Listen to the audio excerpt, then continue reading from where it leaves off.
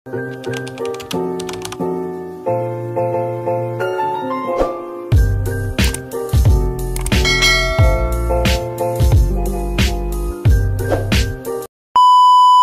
my YouTube channel. For today's video po, ililibot ko po kayo dito sa City Hall. Guys, ang City Hall, oh, napakaganda, ang laki. Ito yung part na aking pag-vlog nung pumunta ako sa City Hall na wala pong sarado po kasi holiday. Yan po.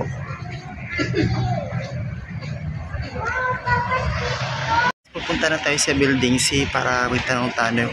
Mag-inquire po tayo sa pabahay doon para makalipat na tayo sa lugar na hindi binabaha. Sana mabigyan tayo ng opportunity na mabigyan ng pabahay po dito sa City Hall. Guys, halika, samahan nyo ako din. Pupunta tayo. Pasok na tayo din sa Building C. Punta na tayo sa Building C para mag-inquire doon.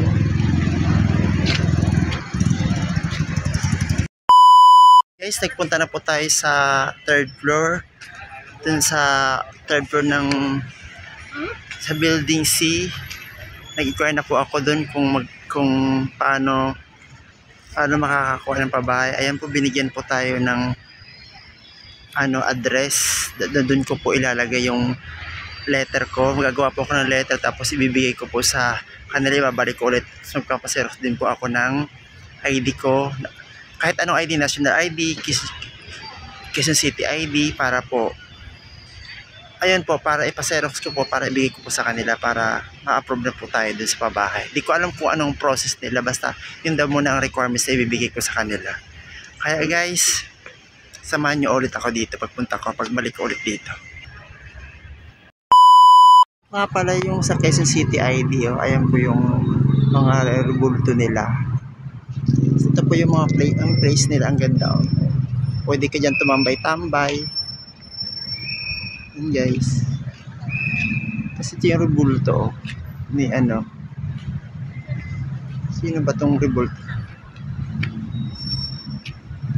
Andres Bonifacio. Ayan po si Andres Bonifacio.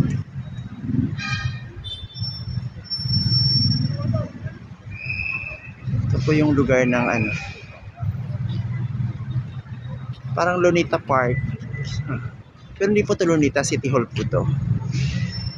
Yan po, ang ganda, no? Tanawin. May mga puno. Mga paninda para dito sa City Hall. Ayan guys, oh. Kung ano-anong paninda. Kumain muna tayo, nagugutom na talaga ako. Dahil pandesal lang inalmusal ko. Doon tayo sa mga yung may quick fishball doon. Kasi yun lang kaya ng budget natin. Dito tayo. Kasi lang hindi ko napapakita yung pagkain ko kasi naghahawak na sa cellphone, hirap kong hawakan na ba kumakain. Hi guys, bye. Gantay po tayo sa libreng sakay puntang SM North.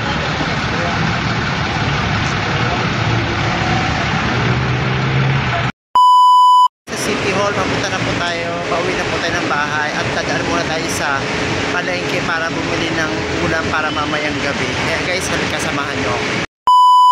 I'm back. Galing na po ako ng palengke. Nakabili po kami ng manok, kalahati lang po. Tapos bumili po ako ng panghimagas. Yan, dalandan po. Asa yung dalandan? Andun pala. Kaya guys, kain na tayo kasi wala pa akong tanghalian. Galing po ako City Hall. Nag-prepare po ako dun sa pabahay. Kaya guys, samahan nyo akong kumain. Guys, kain po tayo. Ito po yung ulam po. Magalaw po yung camera ko guys.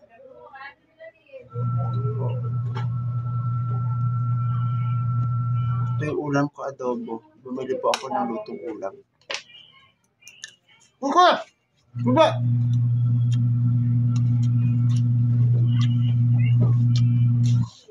Sum na ako, guys. Gaya pa sa kumputeho.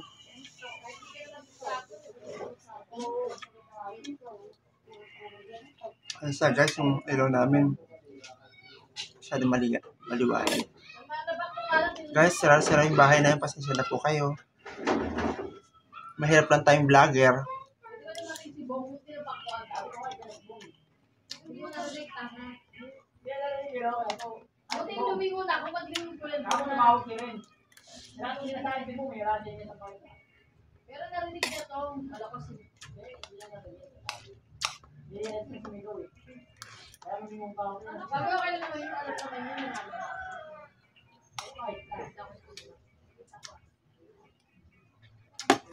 Guys, don't forget to share, like, and subscribe.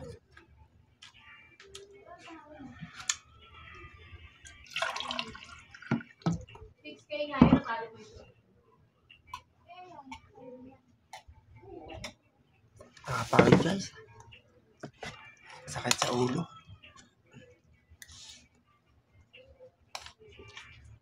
Ano po?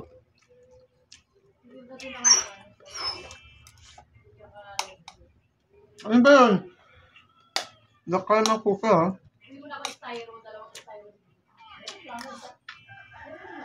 Kumain ko di ba? Hindi mo na hirayin ko. Hmm. No? Pwede ako. Hindi na ako nag-focus. Kaya ka.